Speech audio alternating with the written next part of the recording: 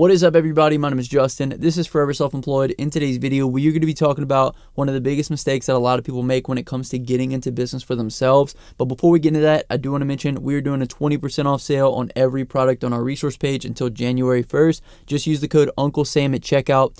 So if you're interested in that, check the first link in the comment section and the description. But let's go ahead and hop into the video. So what is one of the biggest mistakes that people make when going into business for themselves? Recently, I was reading an interview that Terry Crews did, and he answered the question, what failure in your life was your favorite? So in the interview, he goes on to talk about when he played high school basketball and his team made it to the state championship. And at the state championship, the game came down to the final seconds. And in those final seconds, Terry Crews dribbled the length of the court. And as the scoreboard counted down from 5, 4, 3, 2, 1, he took the final shot of the game. And when he took it, he actually missed it. And he lost his school the state championship. He said after the shot, he collapsed. He thought his life was over. And then after the game, the coach actually told him that he should have never taken the final shot, that he should have passed it off to their star player.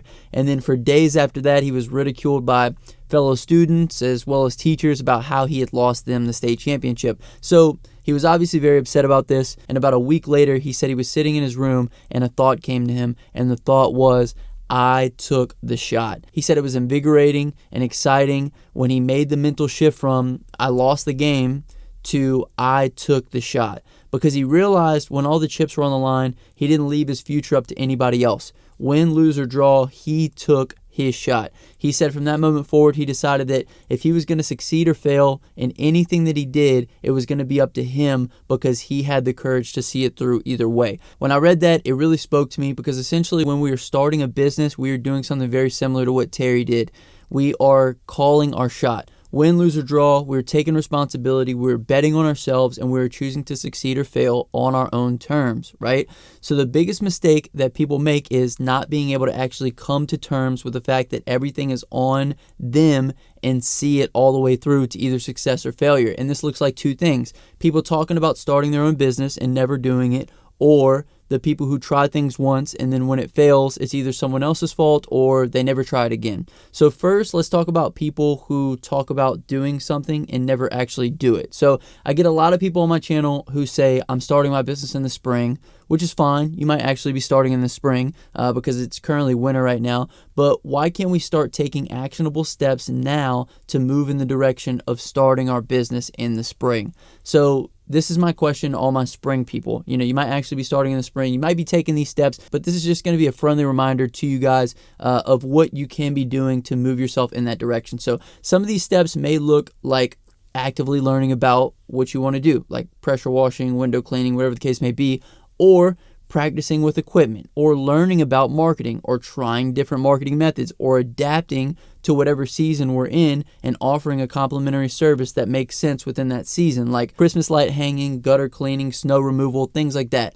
Basically, any type of service that we can begin marketing for and building a customer base and getting people to know us, trust us, so that way when spring does roll around, we have a book of clients that have already been serviced by us, that trust us, that we've done business with before, that we can reach out and we can get more business from them. We can say, hey, we did your gutters, or we hung your Christmas lights, or we did some snow removal for you. Are you ready to do some pressure washing? Also, we've tested out some different ways of marketing, quoting, talking with our customers, getting reviews, getting testimonials. And by the time spring rolls around, we are ready to roll. My main point is, don't use I'm starting in the spring as a crutch that we can't do anything in the winter, because come spring, those dudes who are hustling all winter to figure things out and try new things are going to have so much momentum on their side that they will crush you, and then you will be wondering why you can't get business or why your business is not succeeding. Also, I'm not sure if a lot of you guys know this, but winter actually comes every single year. So if you're thinking about making your business a full-time gig,